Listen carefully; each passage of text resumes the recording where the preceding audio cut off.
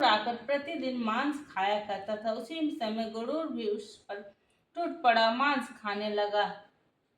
जब अतिशय तेजस्वी गरुड़ ने राजा का बायां अंग खा लिया तो झटपट राजा ने अपना दाहिना अंग फेर कर गरुड़ के सामने कर दिया। यह देखकर गरुड़ जी ने कहा, तुम कोई देवता हो, कौन हो तुम? मनुष्य तो नहीं जान पड़ते। अच्छा, अपना जन्म और कुल बताओ। पीड़ा से व्याकुल मन वाले राजा ने कहा, हे पक्षीराज, इस समय इस तरह के प्रश्न करना व्यर्थ है। तुम अपनी इच्छा भर मेरा मांस खाओ। यह सुनकर गरुड़ रुक गया और बड़े आदर से राजा के जन्म और कुल की बात पूछने। राजा ने कहा, मेरी माता का नाम सभ्य और मेरे पिता का नाम शालिवाहन है। सूर्यवंश में मेरा जन्म हुआ है। जीमूत वाहन मेरा नाम है। राजा की दयालुता देखकर गरुड़ ने कहा, हे महाभाग, तुम्हारे मन में अभिलाषा हो वह वर मांगो। राजा ने कहा, हे पक्षीराज, आप मुझे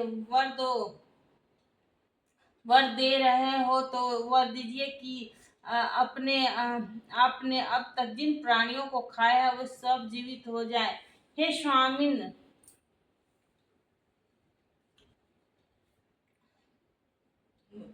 अपने जिन प्राणियों की पूर्वक विधि से यह व्रत और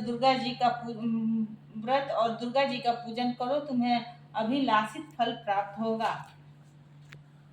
मुनिराज धौम्य की यह बात सुनकर द्रौपदी के हृदय में एक प्रकार की कौतूहल उत्पन्न हो गई। पूर्ववासिनी स्त्रियों को बुलाकर उनके साथ यह उत्तम व्रत किया। गौतम ने कहा, यह व्रत इसके प्रभाव को किसी एक चील ने सुन लिया और अपनी सखी सियारिन को बतलाया। इसके बाद पीपल वृक्ष की शाखा पर बैठकर उस चील और उस वृक्ष के खोते में बैठकर सियारिन ने भी व्रत किया। फिर वह चीलिन किसी उत्तम ब्राह्मण के मुंह से यह कथा सुन आई।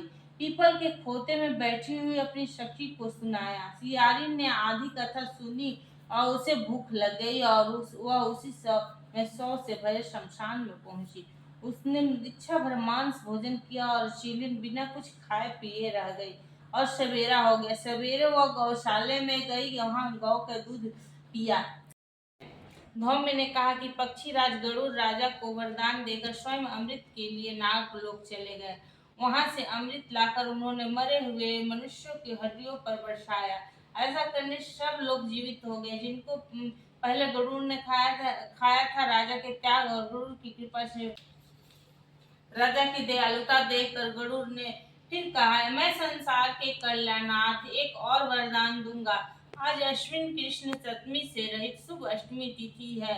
आज ही तुमने यहाँ की प्रजा को जीवन दान दिया है वत्स। अब से यह दिन ब्राह्मण भाव हो गया है, जो मूर्ति भेद से विविध नामों से विख्यात है। यही त्रैलोक्य से पूजित दुर्गा अमृत प्राप्त करने के अर्थ में जीवित पुत्री का व्रत कहलाई है। सो इस तिथि को जो स्त्रियां उस जीवित पुत्रका की कुश और की आकृति बनाकर तुम्हारी पूजा करेंगे तो दिनों दिन उनका सौभाग्य बढ़ने लगेगा, वंश की भी बढ़ोतरी होती रहेगी। हे महाभाग, इस विषय में विचार करने की भी आवश्यकता नहीं है। राजन, सप्तमी से रहित उद्या तिथि की अष्टमी को व्रत करे, यानी सप्तमी विद अष्टमी के दिन अष्टमी जिस दिन हो उस दिन व्रत न करे, शुद्ध अष्टमी को व्रत करे और नौमी में पारण करे।